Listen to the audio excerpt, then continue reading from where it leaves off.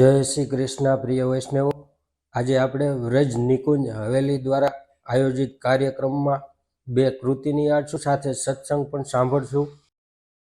પહેલા પાઠશાળાના બાળકોની કૃતિ આવશે, પછી ટીચરોની કૃતિ આવશે, એટલે વિડીયો પૂરો એન્ડ તક જોજો.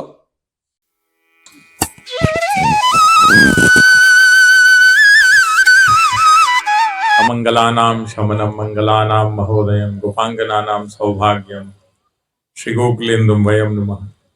पुष्टिमार्गीय सर्वज्ञः करुणारसपूरितः श्रेष्ठ फलप्रदाता च तस्मै श्री गुरुवे नमः. स्वामी नंदकुमारो मे स्वामिनी वृषभानुजा कृतार्थोऽहं कृतार्थोऽहं कृतार्थोऽहं न संशयः. अत्रे समुपस्थित अनुज कन्हैयालाल जी, जयदेवलाल जी, अन्य समुपस्थित वल्लभना वाला वैष्णवो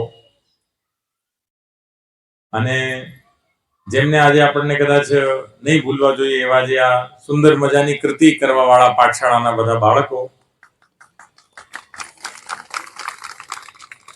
વર્ષ 2023 નો આજે છેલ્લો દિવસ છે ને કદાચ હું માનું છું કે વર્ષને પૂર્ણ કરવાનો આનાથી વધારે સારો કોઈ રસ્તો ન હોઈ શકે કે આપણે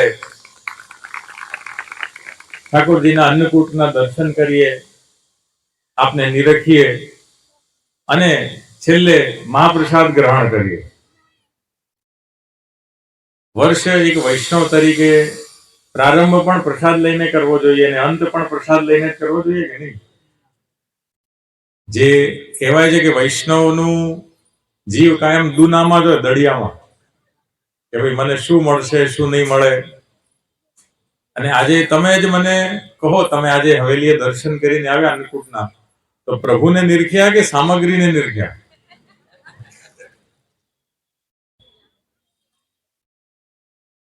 સામગ્રી મીઠી હોય છે, મઠડી, મોહનથાલ, બુંદી, વિવિધ પ્રકારની સામગ્રી હોય છે, ગુંજા હોય, મેવા બાટી હોય, અમૃતનારી, દૂધલામૃત વગેરે અલગ અલગ હોય છે.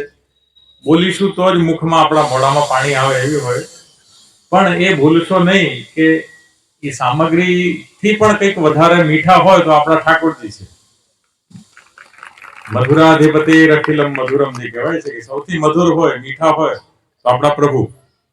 તો આજના રોજ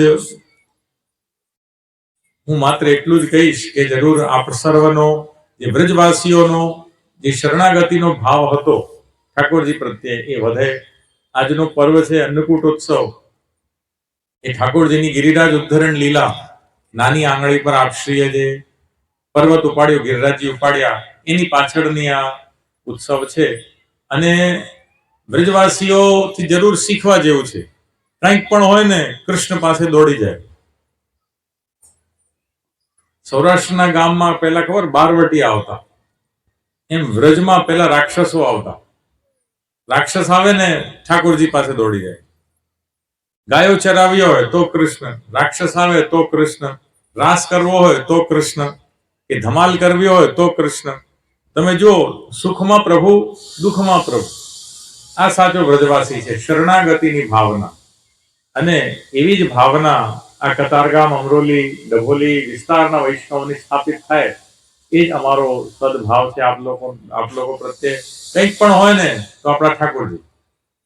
તો હું માનું છું કે આટલું સુંદર આયોજન કરવાની ફલશ્રુતિ જે સિદ્ધતાએ સ્થાપિત થાય.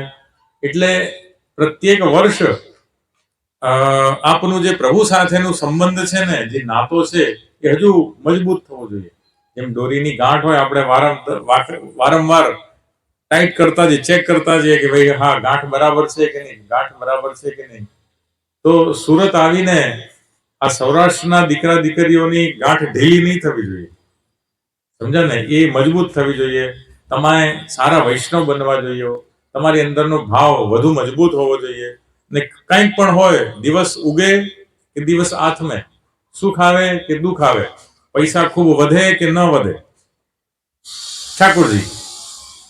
1000 સવાલોનો એક જ જવાબ, શ્રીનાથજી. સમજ્યા ને? જેમ મેં કહ્યું કે વ્રજવાસીઓને કંઈ પણ હોય, ઠાકોરજી પાસે જ દોડી જાય. તો એવા આપ સર્વ આ વિસ્તારના વૈષ્ણવ બનો તો અમને બહુ આનંદ થશે. અને અન્નકૂટમાં ખરેખર પ્રભુ વિવિધ પ્રકારની સામગ્રી તો આરોગ્ય છે, પણ વિવિધ પ્રકારનો ભાવ પણ અંગીકાર કરતા હોય છે. અને જેમ અલગ અલગ પ્રકાર સ્વાદ હોય ને, ખાટું, મીઠું, તીખું, મોડું, તુરું, ષટ રસ વ્યંજન કહેવાય. 6 પ્રકારના વ્યંજન છે. જીભ પર આપણી જીભ 6 સ્વાદને ઓળખી શકે. તો એમ પ્રભુ પણ એટલે અલગ અલગ પ્રકારના વૈષ્ણવનો ભાવ અંગીકાર કરે છે. એટલે તમે જેવા છો ઠાકોરજીની પાસે રહેજો. એમ નહીં કે આ તો ખાલી મર્યાદીઓનો માટે જ છે, એવું નથી. દરેક વૈષ્ણવ, જેમ પેલા 252 માં આવે છે વૈષ્ણવ ભોળા, એમને બીજી સમજ ન પડે, પણ એમનું ઘર ગિરિરાજજીની પરિક્રમાના રસ્તે આવે તો એમને બીજી લાંબી સમજ ન પડે, પણ એટલી સમજ પડે કે આ રસ્તે બધા પરિક્રમા કરવાવાળા વૈષ્ણવ નીકળે છે કે લાવો અહીંથી પાણા વીણી લો, કાંકરી કાઢી લો, જેથી એમના પગમાં ખૂચે નહીં. કહેવાય છે કે ખાલી આ સેવા કરે, સવાર ઉઠીને રસ્તા પરની કાંકરીઓ વીણ્યા કરે, અને એની માત્ર આ નાની સેવાના હિસાબે શ્રીનાથજી એને સાક્ષાત દર્શન આપ્યા, એની સાથે વાતો કરી, એના પર કૃપા વરસાવી. તો પ્રિયજનો, બીજા વૈષ્ણવ હતા જે ખબર, બીજા વૈષ્ણવને ઘી આપતા કે તમને ગિરિરાજ પર્વત ચડવો છે, તાકાત જોઈએ તો ચાલો ઘી લો. તો એટલે અત્રે પણ દરેક વૈષ્ણવને અલગ અલગ પ્રકારની સેવા કરવી છે. અને અન્નકૂટ એટલે ભાવનો કૂટ છે. કૂટ એટલે ઢગલો, તમને ખબર ને, જે ઢગલો, અન્ન એટલે આપ સમજો છો. એટલે જેમની પાસે બહુ બુદ્ધિ હોય, કહેવાય કે બુદ્ધિના કૂટ પર બેઠા છે. કોઈની પાસે બહુ યશ હોય ને, તો કે આખું ગામ જાણે તો એ યશના કૂટ પર બેઠા છે. કોઈની પાસે બહુ સત્તા હોય તો એમ કે એમની પાસે તો બહુ સત્તા છે, એટલે સત્તાના કૂટ પર બેઠા છે. એટલે એ રીતે હોય, અન્નકૂટ, સત્તાનો કૂટ, એમ માથાનું કૂટ પણ હોય. ખબર કે નહીં? માથાકૂટ થાય કે નહીં? સાચા વૈષ્ણવને એ કૂટ કરવો નથી, સમજ્યા? કે જ્યાં વધારે પડતા માથાઓ ભેગા થયા એ આપણું કામ નહીં. એ રાવણ, ખબર, રાવણ એક માથો નહીં 10 માથા. એટલે આપણે સીધા સાદા વ્યક્તિઓ છે, ઠાકોરજીથી નિખાલસ પ્રીતિ રાખીએ છીએ. અને આપ સર્વને પણ અમે એ જ કહીશું કે ઠાકોરજીને વિનંતી કરતા રહેજો કે નિત્ય પ્રતિ આપ અમારી વચ્ચે બિરાજજો. અને અમે તો કંઈક આપવા વાળા નથી, પણ આપ જ સામે ચાલી શ્રીહસ્ત લાંબો કરી આપ અમારા ભાવને અંગીકાર કરતા રહેજો. અને દરેક વૈષ્ણવને નિત્ય પ્રતિ અન્નકૂટના દર્શન કરવા આવવું છે. અને હવે જેમ નાથદ્વારામાં તો ખબર પ્રસાદની લૂંટ થાય, તો અહીં તમને નાથદ્વારાના ભીલ બનવું નથી, સમજ્યા ને? અહીં લૂંટ નથી કરવી. શિસ્તબદ્ધ રીતે આપણને જે પ્રમાણે સ્વયંસેવકો કહે તદનુસાર આપણને આગળ વધવું છે. અંતઃકરણના અમારા આશીર્વાદ છે કે ખૂબ આપ સર્વ પ્રસન્નતા રાખો. અને ઠાકોરજીને વિનંતી કરતા રહો કે અમારા ભાવને પણ અમે એક ટોકરીમાં સજાવી આપની સન્મુખ ધરીએ, અને આપ એને અંગીકાર કરજો. એટલું કહીને હું અત્રે વિરામ લઈશ. ઇતિ શુભમ.